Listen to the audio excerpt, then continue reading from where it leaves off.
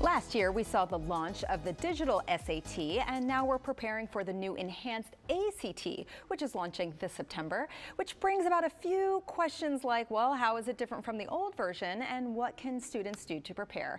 Here to help us out is Jim Wismer from the National Test Prep Association. Welcome to Great Day, Washington. Thank you so much for being here. Thanks for having me. I'm excited to be here. Of course, it's very timely because a lot of those high school seniors, juniors are looking at SAT, ACT right now.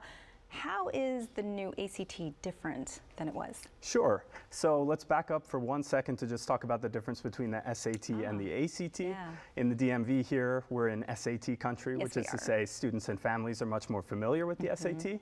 The ACT is an equally well accepted college admissions exam. Any college that accepts the SAT will also accept the ACT. It tests slightly different areas. So the SAT tests reading and writing and math. And the ACT tests English, which is like the writing component of reading and writing, reading, which is like the reading component of the SAT, math, and then also a science section. Okay. So it adds science where SAT does not? Correct, okay. Yeah. SAT builds some science content into the other sections, but it doesn't have a separate science section. Okay. So with the changes to the ACT, what we're seeing are changes in content, which are relatively minor. The content will be mostly the same. And then changes in format. So the science section will become optional. It won't be part of a student's overall score. It'll be reported as a separate score. Okay. And then we also have the exam overall becoming less speeded, which means students get more time per question, which obviously they love. Yeah, I mean, this sounds great, right? Yeah.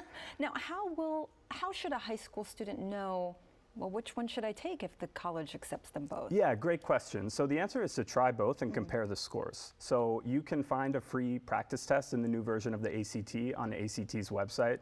Just Google preparing for the ACT practice test. You'll find it right away. Okay. About how long does a test take? About 3 hours Okay. for the standard time limit. Okay. All Yeah. right. So they And should take a practice test. Take a practice test. Compare that with how you've done on the SAT.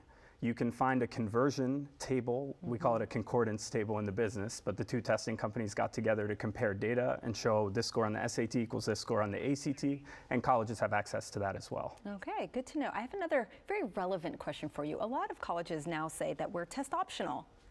So that leaves students feeling like, oh, well, maybe I don't send it. How do I know if I send it? Yeah, great question. So test optional means that they will process your application with or without a test score. But the optionality of the test doesn't tell you how likely you are to be admitted with or without a test score. Right. And that could vary quite a bit from one school to the next. We've seen more schools go back to requiring the test, and we've seen more schools go back to kind of honestly stating a preference for test scores. So we've seen, due to grade inflation, with now 84% of college freshmen reporting that they had at least an A- average in high school. Colleges are having more trouble differentiating students just on the basis of grades, and colleges know that.